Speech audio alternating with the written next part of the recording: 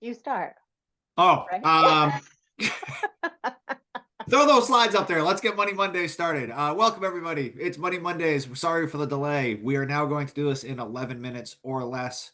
Yes, And we are. today I have two quick topics for you. Hello, I'm Belinda Ray, and that's Paul Johnson. Here Oh, we that well, are. I was trying to say, Okay, all right. Okay, I'm I sharing. was, Here we I go. was strategically cutting time, Belinda. Okay, okay, okay. Here it comes. I have two things today. I have our Southern Economic Development Director or Economic Development Professional meetup and a childcare opportunity. So number one, next slide is just the as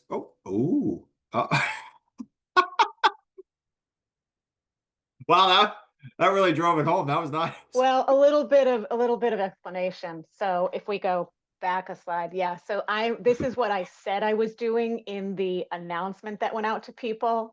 And then I set this up to go, but I forgot that you introduce. Yeah, I just screwed it all up. So I'm not doing that. I'm doing this. Da, da, da, Ah, da. I Okay, I sorry. see it now. All right, that's Sorry, back to amazing. Paul. So real quick, if you are an economic development professional out there or a town manager or town staff or anybody, you may know that GPCOG every quarter has some sort of meetup, and we usually typically go to a member community. Our last one was in South Portland. We held it at Fork Food Lab. And we do a 2 hour, really, it's a networking event, a place where economic development professionals can hang out with each other. It's low pressure, it's casual. And then we usually go to a pretty fun and exciting project in the town and then or the city. And then the town or the city gives an update of what's happening in their world. We do a tour and a visit and a Q&A of the place that is hosting us for that meetup. Um, Anyways, last year we did a joint one with Southern Maine Planning and Development Commission, which is our counterpart in York County. And since we've done that, we did that joint meetup. Or James Rather, who is my counterpart over there, he's been running with it and doing the same thing. Now he would like to invite people from Cumberland County. So if you are here and you're listening to this, James, this is me inviting you via James. He emailed me and said, please let your your Cumberland County people know that we're having this meetup. So if this is of all interest to you, please feel free to email James directly or me. If you've never talked to him, I can make the introduction.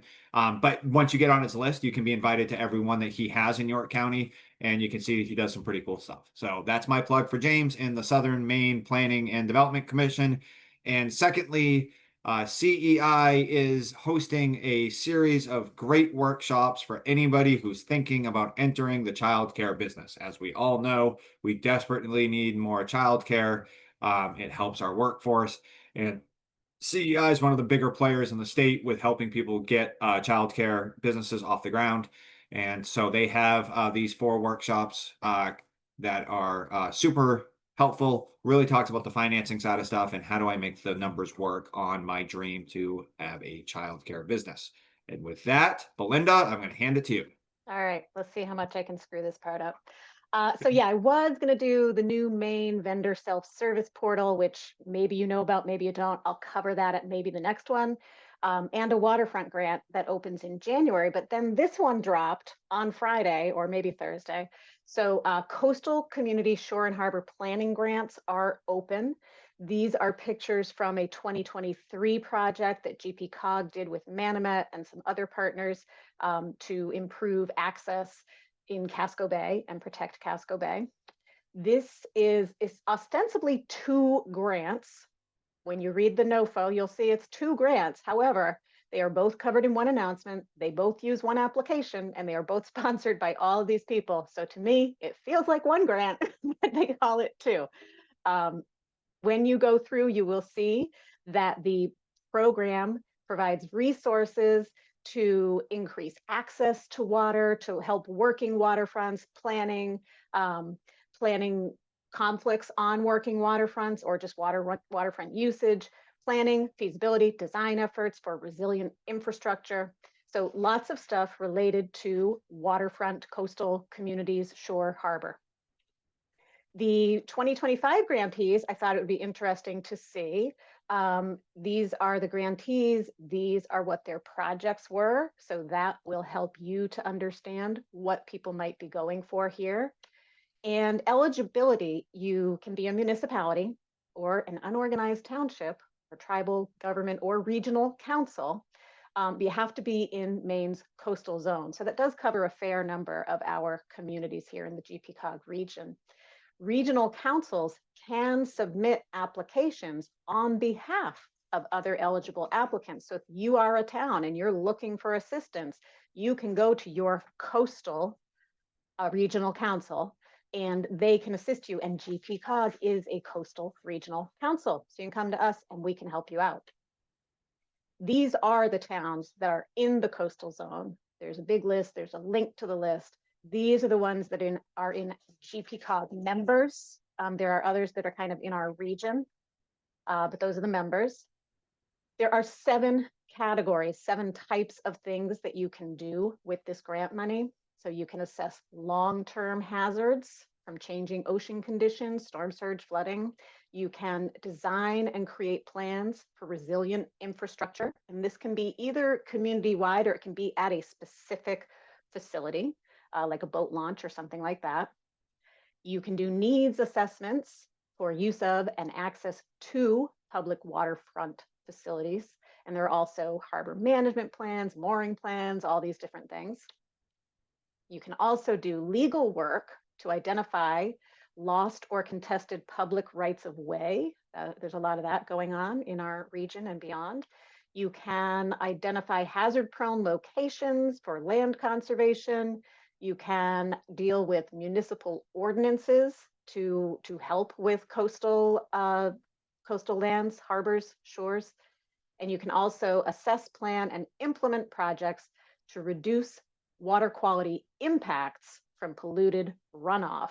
So these are the 7 things you can do.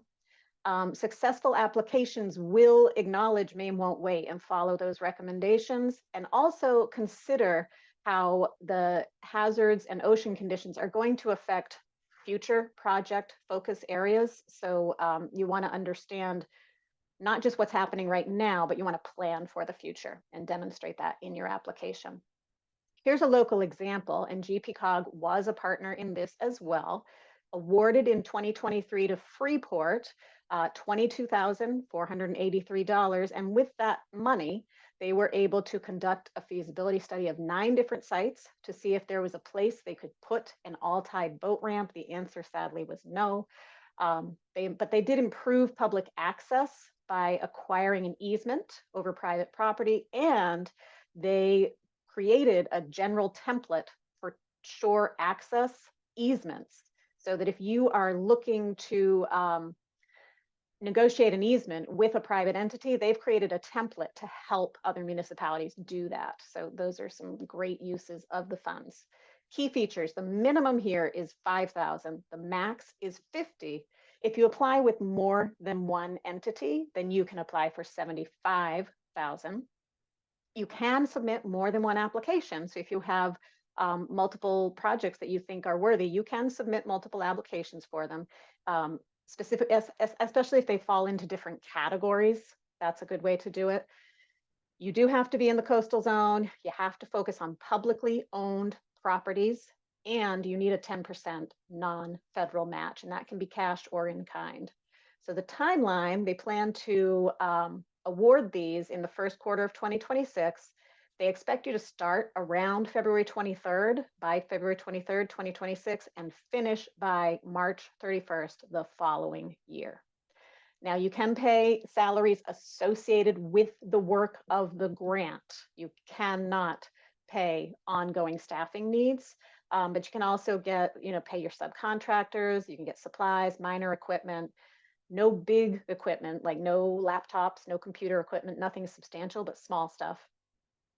The difficulties of 4. So the application materials are straightforward, they're easy to understand, and GPCOG can help you. So the main challenge here is the time, because it's due in a month and you're going to want to assemble everything very quickly. Next steps, the biggest next step is contact Gretchen Anderson at GPCOG if you would like help with an application. Her contact info is there. I've got the opportunity website, the program statement, past examples of winners, and the funding summary so you can see who got what when. This is Chebeague Island. They won in 2023 also. There we go. Yeah, that's the big important thing, Gretchen Anderson. And oh, the last thing is that Sebago, town of Sebago, is doing a shoreline excavator training. So if you have public works staff that need this training, because you do need special training if you are operating an excavator within 250 feet of a water body, this is happening in Sebago. So thought I'd throw that out there for you too. And that is it. And we made it. We made it, even with all of my blunderings. And listen, just to reiterate, Yeah. email Gretchen. Don't email us. Don't email us. Just That's right. I'm going to be out running anyway. I won't be able to answer your email. Oh boy. Okay. All right, guys, or ladies, or everybody. Thanks for watching. Are we meeting next? Are we skipping next week? I Oh, can't remember. we are not. We're We are skipping next off week. next week and the week after. Yeah. It's the week of Thanksgiving and the Monday after Thanksgiving. We're off. So we will see you. What does that make it? December. December. Yeah. First Monday in December. I think it might be the second Monday in December. Sorry. Okay. Good enough. December 8th. Okay. All right. Thanks, Thanks, everybody. everybody. Have a great day. Bye.